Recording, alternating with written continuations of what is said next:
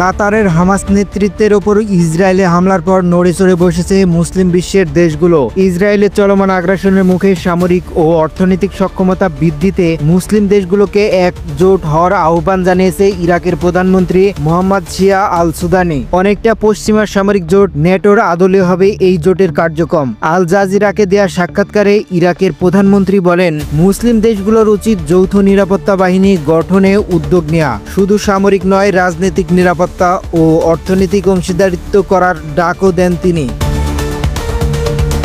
এরই মধ্যে দোহায় জরুরি সম্মেলনে আল সুদানি জানান, আরব ও ইসলামী বিশ্বের নিরাপত্তা অবিচ্ছেদ্যভাবে জড়িত। তাই একটি যৌথ আরব ইসলামী কমিটি গঠন করে নিরাপত্তা পরিষদ সহ আন্তর্জাতিক সংস্থাগুলোর কাছে অভিন্ন অবস্থান তুলে ধরার আহ্বান জানান তিনি। এক দেশের উপর হামলা মানেই সমগ্র মুসলিম বিশ্বের উপর হামলা হিসেবে বলে গণ্য করেন তিনি।